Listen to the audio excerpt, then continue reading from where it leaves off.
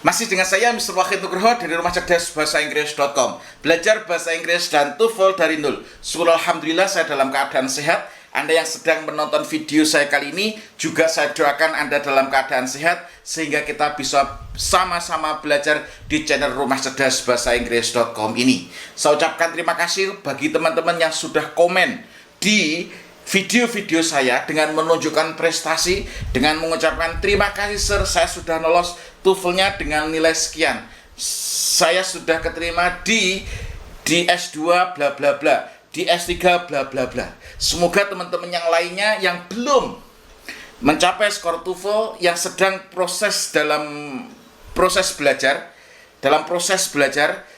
saya doakan Anda juga bisa goal skor TOEFL-nya sehingga Anda bisa semakin sukses di studi maupun di karir. Sebelum saya membahas soal nomor 41 sampai 44, sebelum kita belajar, marilah kita berdoa sesuai dengan agamanya masing-masing. Semoga apa yang kita pelajari pada video kali ini bisa bermanfaat. Berdoa dipersilahkan. Bismillahirrahmanirrahim. Allahumma rzuqna fahman nabiyyin wa khifdul mursalin wa ilhamal malaikatil muqarrabin walhamdulillah. Oke, mari kita langsung bahas soal nomor 41 sampai nomor 44. 41 ini sangat mudah. Saya selalu mengatakan ini sangat mudah kalau Anda tahu ilmunya, Anda tahu polanya. Kenapa? Karena di TOEFL itu ada polanya. Kalau Anda sudah menemukan polanya, saya yakin Anda akan benar untuk mengerjakannya. Nah, ini adalah contoh soal written expression. Disuruh mencari salahnya. Ini soalnya ada 25. Soal nomor 16 sampai nomor 40 di soal written structure and written expression. Jadi di part 2 atau bagian kedua itu adalah structure and written expression. Structure di situ ada 15 soal. Written expression ada 25 soal. Soal totalnya adalah 40 soal. 40 soal, waktu yang dihabiskan adalah 25 menit. Nah, ini saya akan tambahkan latihannya. Semoga Anda semakin cakap dalam menganalisis. Oke, soal nomor 41. United States Force won the city of Los Angeles in 1847 during the Mexican War and gained all of California in the same year. Nah, di sini ada polanya. Polanya bagaimana, sir? Polanya United States Force ini adalah sebagai subjeknya. Angkatan perang United States atau Amerika Serikat won ini adalah verbnya. The city of Los Angeles ini adalah objeknya. Ini adalah objeknya ya. In 1847 ini ada preposition. Preposition ini ada tahun. Berarti ini apa? Adverb of time. During the Mexican War, selama perang Mexican. Nah, di sini ada N. Perhatikan kata N ini. N ini adalah conjunction. Conjunction di sini harus memiliki fungsi grammatical yang sama. Jadi fungsi grammaticalnya harus sama. Lah, di sini ini win, won. Nah, berarti win ini bentuk verb 1, won adalah verb 2, won adalah verb 3. Nah, won di sini adalah karena ini bentuk past, maka ini adalah won adalah bentuk kedua ya. Nah, di sini ada paralel and, berarti ini harus juga bentuk kedua. Berarti gain ini harus ditambahkan ed. Jadi yang salah yang D. Ingat ya, ketika ada conjunction maka harus memiliki fungsi grammatical yang sama. Di sini won adalah bentuk kedua setelah N, karena ini sama-sama past, simple past, karena menunjukkan cerita. Kenapa kok tahu ini adalah menunjukkan cerita? Karena di sini adalah 1847, di tahun 1847. Berarti ini adalah sebuah cerita. maka di sini harus memiliki fungsi gramatikal yang sama. Kalau di sini won adalah bentuk kedua, di sini G-nya harus bentuk kedua, yaitu ditambahkan ed jadinya gained. Jadi yang salah adalah yang D. Bisa dipahami? Please kalau Anda paham, please Anda komen. Yes, paham sir. Dari mana kota Anda? Biar saya tahu, yang belajar di channelnya Mr. Wahid ini kebanyakan dari Jakarta, dari Cirebon, atau dari mana? Atau ada yang dari Papua. Kemarin ada yang pesan buku saya, pesan buku konsep belajar TOEFL dari nol ini dari Papua. Ongkos kirimnya mahal sekali karena di Papua ya. Oke, nomor 41 bisa dipahami ya. Oke, semoga bisa memahamkan Anda. Soal nomor 42, the type of jazz known as swing was introduced by Duke Ellington when he wrote and records. It doesn't mean a thing if it ain't got that swing. Nah, ini that swing ya. Ini that swing. Nah, ini kehapus that swing. Lah, di sini Anda harus tahu ya.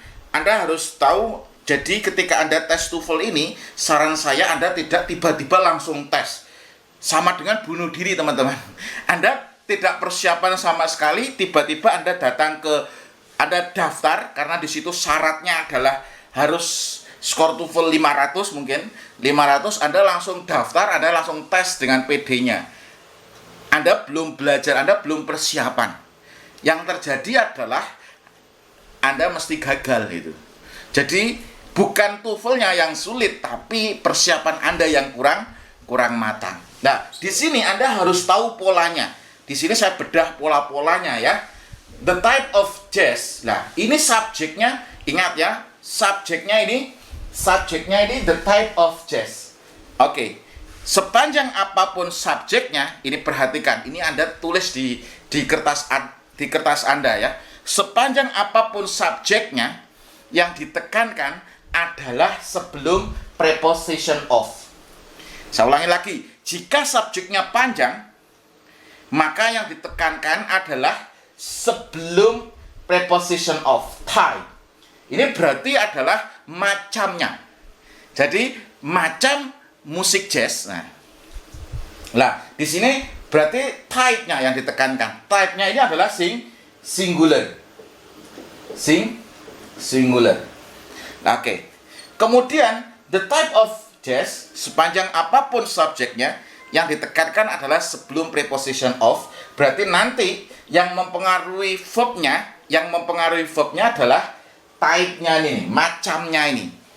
Lah, macamnya ini adalah singular. Beda kalau the types ada s-nya berarti plural. Oke. Lah, known as swing. Lah, tiba-tiba kok no one. No one. No one itu bentuk ketiga. Nah, Anda harus tahu irregular verb. Nah, di irregular verb, di buku konsep belajar bahasa Inggris dari nol, saya ajarkan bagaimana cara menghafalkan irregular verb dengan rap. The microphone I take to taken. You shake, shook, shaken. Wake, woke, woken to the style I'm creating. Think, thought. Sick, suck, thought. Listen to the lesson that I bla bla bla dan seterusnya. Nah, itu akan saya ajarkan di buku konsep belajar bahasa Inggris dari nol. Jadi the microphone I take to taken. Jadi take bentuk keduanya, to bentuk ketiganya taken. The microphone I take to taken. You shake, shook, shaken. Shake mengocok. Nah, di situ ada teknik bagaimana cara menghafalkan irregular menggunakan rap. Di situ saya ajarkan di buku konsep belajar bahasa Inggris dari nol ya. Oke. Di sini kok langsung noun bentuk ketiga? Berarti di sini ada sesuatu yang dibuang. Nah, kok ngerti ada sesuatu yang dibuang? Karena di belakangnya mesti ada verb lagi. Ini ada verb lagi. Lah, yang dibuang apa, sir? Yang dibuang di sini adalah which. Karena ini lampau berarti which was. Nah, which was. Ini ada sesuatu yang dibuang. Kalau kalimat lengkapnya adalah the type of just which was known. Tapi karena untuk menyederhanakan kalimat sudah dilakukan teknik yang disebut teknik teknik reducing. Ini di bab 28 di buku ini. Maka which was-nya dibuang. Boleh langsung known. Contoh yang lain. The book borrowed by Anton is mine. Lah, buku yang dibawa. Aslinya the book which is borrowed by Luqman is mine. Nah, di situ. Tapi biasanya dilakukan teknik reducing. The book borrowed. Borrowed ini adalah bentuk ketiga. Borrowed, borrowing. The book borrowed. Nah, ini bentuk ketiga. Lah, berarti ada yang dibuang. Which is borrowed. Kalau ini adalah which was known. Yang diketahui sebagai swing. Nah, was introduced. Lah, di sini ada be. Ini ada verb 3. Berarti ini adalah bentuk kalimat pasif ya, bentuk kalimat pasif yang dikenalkan atau yang dipopulerkan. Nah, dikenalkan atau dipopulerkan. Lah, ini was introduced, ini oke, ini benar. Kenapa? Karena ini bentuk kalimat pasif yang dipopulerkan atau dikenalkan oleh bla bla bla Duke Ellington when he wrote and records. Lah, he-nya ini benar. Kenapa? Karena he ini kembalinya kemana? Ke Duke Ellington. Kata ganti untuk Duke Ellington adalah he gitu. He wrote, dia menggubah atau menulis dan merekam. Lah, di sini ada wrote bentuk kedua. Di situ ada and. Lah, harusnya kalau and ini adalah conjunction. Lah, di sini bentuk kedua, di sininya juga harus bentuk kedua, harus paralel, harus memiliki fungsi gramatikal yang sama. Di sini yang salah adalah yang D, harusnya recorded. Nah, seperti itu ya. Oke, bisa dipahami? Kalau paham, please komen. Jangan pelit-pelit komen. Nah, tujuan komennya untuk apa? Menstimulus teman-teman yang lain. Anda bisa komen menyemangati teman-teman yang lain dengan cara menyemangati diri sendiri. Oke ya. Kalau sudah paham, di samping komen, saya sarankan untuk syukuri. Terima kasih ya Allah, saya sudah paham penjelasannya Mr. Wahid. Lah, ketika Anda syukuri, maka yang terjadi apa? Anda akan ditambah nikmatnya. Nikmat apa? Nikmat pemahaman. Makanya tadi saya ketika berdoa, Allahumma rzuqna fahman nabiyyin. Ya Allah, berikanlah kami rizki. Allahumma rzuqna fahman nabiyyin. Rizki pemahaman para nabi. Jadi pemahaman ilmu itu adalah rizki. Wa hifdzul mursalin, dan hafalannya para rasul. Wa ilhamal malaikatil muqarrabin. Lah, itu adalah doa dari guru saya dulu. Jadi rizki itu, di samping rizki itu adalah rizki yang berupa materi yang kita dapat, ilmu itu juga rizki. Makanya harus disyukuri. Kalau di hadisnya Kanjeng Nabi ada menarik lagi. Afdhalu dzikri la ilaha illallah wa afdhalu du'a alhamdulillah. Lah, di situ. Jadi lebih utamanya zikir itu adalah la ilaha illallah, dan lebih utamanya doa adalah alhamdulillah. Jadi di sini bisa diartikan bahwasanya kalau Anda berdoa, jangan hanya meminta apa yang Anda inginkan, tapi dengan bersyukur atas nikmat yang telah diberikan Tuhan kepada Anda, itu adalah dengan cara berdoa. Makanya terima kasih ya Allah, sudah ada ilmu masuk dari Mr. Wahid ke otak saya. Terima kasih ya Allah, ternyata TOEFL itu semakin mudah ketika belajar di channelnya Mr. Wahid. Disyukuri. Jadi ketika ada syukuri, maka akan tambah nikmat-nikmat lagi. Nah, nikmat-nikmat lainnya akan ditambah oleh Allah lah. Di situ ya. Oke, lanjut. Soal nomor 43. Ini juga mudah. There was 4 groups of 20 rats each involved in the test. Lah, yang salah yang mana? Yang salah adalah yang A. Lah, there ini babnya apa? Ini babnya adalah inversi. Lah, babnya inversi. Maksudnya inversi bagaimana, Sir? Jadi ketika ada there di situ, kalau di buku konsep belajar TOEFL dari nol, ini adalah di chapter 27. Nah, di bab 27. Lah, di sini there di sini ada konsepnya, there ini adalah konsep inversi. Yang menentukan di sini was atau were, di sini adalah kata setelahnya. Lah, di sini adalah 4 groups of 20 rats. Yang menentukan adalah 4 groups of 20 rats. Yang menentukan di situ.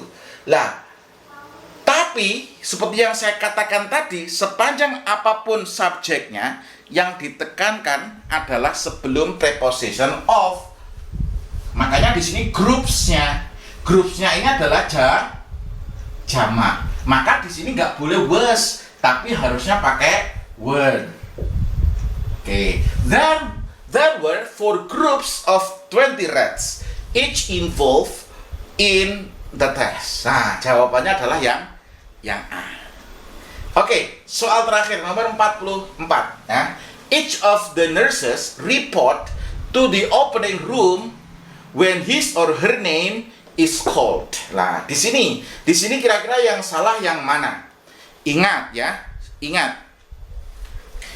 Seperti yang di video-video sebelumnya saya bahas, kata each, every sama one ini harus diikuti dengan singular. Harus diikuti dengan singular. Contohnya each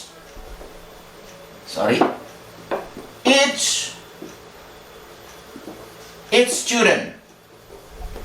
Ini tidak boleh students, salah. Harus diikuti dengan singular. Each student, every student, one student. Jadi ingat, each, every, one ini harus diikuti dengan singular. Dan di sini nanti akan ketemu pengaruhnya ke verb-nya. Di sini bisa dipahami ya. Lanjutnya, ingat ya. Each ini dia bisa sebagai adjektif. Kalau dia sebagai adjektif, maka harus ditambahkan noun. Each ini bisa menjadi adjektif. Kalau jadi adjektif, maka harus ditambahkan noun. Makanya di sini kata each student, every student. Kalau each student, berarti each-nya di sini adalah adjektif. Bisa dipahami ya. Kemudian each ini unik.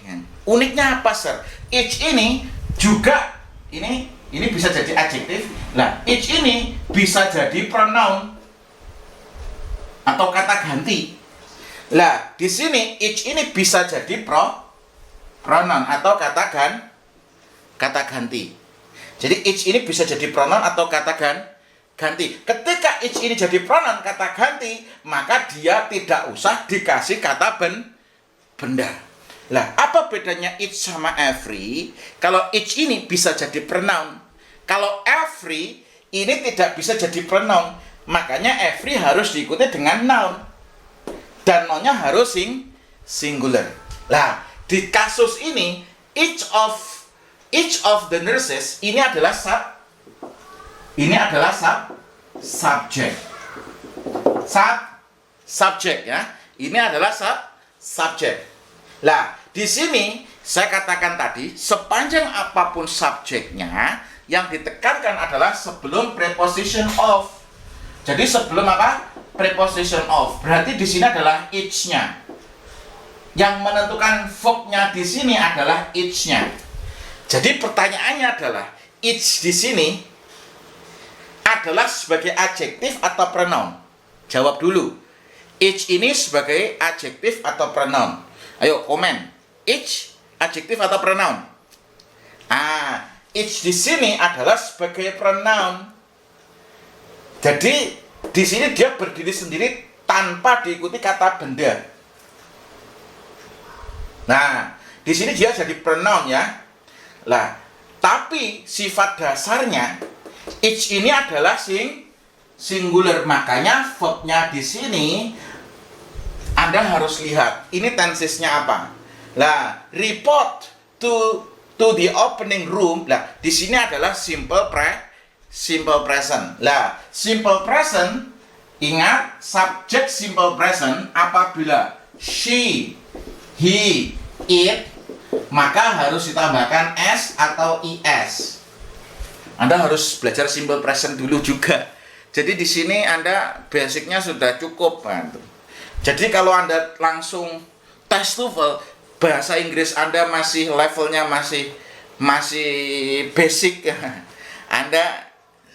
saran saya Anda harus belajar terlebih dahulu. Lah, kenapa kok harus belajar terlebih dahulu? Biar nggak ngabiskan duit. Anda tes ITP ya, tes ITP sekali tes 600.000. Nah, persiapan Anda masih belum matang, langsung tes 600.000 akan kebuang. Tes lagi, kebuang lagi. Lah, saran saya apa? Belajar, tes. Sebelum tes resmi, silahkan Anda tes prediction dulu. Yang murah, paling 80.000 sampai 100.000. Kalau prediction, kalau ITP yang resmi sekitar 600.000 tergantung dolar. Lah, di sini yang salah yang mana, Sir? Yang salah adalah yang B. B ini verbnya harus ditambahkan s atau is. Kenapa? Karena ini simple present. Lah, report di sini harus ditambahkan s, reports. Kalau is ini apabila diakhiri ch, sh, x, o, z. Nah, itu. Jadi watch, watches. Wash, washes. Do, does. Nah, di situ ya. Maka basic bahasa Inggris Anda harus cukup. Maka saran saya, sebelum Anda belajar atau tes TOEFL, kalau Anda beli buku-buku di toko buku, tentu Anda akan bingung. Kenapa? Karena asumsi orang-orang yang pengen belajar TOEFL, asumsinya adalah basic bahasa Inggrisnya sudah intermediate ke advance. Sedangkan yang terjadi adalah Anda terpaksa harus tes. Tiba-tiba Anda disuruh lanjut studi, di mana ketika Anda lanjut studi syaratnya TOEFL. Karena bingung, Anda langsung beli ke toko buku. Lah, toko buku kebanyakan bukunya sudah levelnya intermediate advance. Anda beli, Anda pelajari, mungkin 10 menit Anda karena bingung, terus Anda taruh begitu saja. Lah, saran saya adalah Anda harus belajar dari buku konsep belajar TOEFL dari nol. Lah, konsep belajar TOEFL dari nol ini akan mengajarkan kepada Anda bagaimana cara belajar TOEFL dari nol secara step by step. Dan di buku ini sudah disertai e-course-nya. Cara belajarnya Anda bisa buka bukunya plus buka e-course-nya secara bersamaan. Jadi Anda buka latihannya, Anda buka materinya dulu, Anda perhatikan saya menjelaskan. Ketika setelah selesai Anda menonton materinya, Anda latihan mengerjakan sebisanya, semampunya. Setelah itu Anda tonton pembahasannya. Ketika Anda tonton pembahasannya, Anda bisa coret-coret buku Anda. Anda bisa coret-coret buku Anda. Oh, jawaban saya ini salah. Yang benar ini karena ini. Tak, pemahaman Anda masuk. Nah, ini based on riset lebih dari 10 tahun. Nah, di samping Anda belajar konsep belajar TOEFL dari nol, Anda juga harus belajar listening TOEFL dari nol. Nah, ini akan mengajarkan pola-pola yang ada dalam listening.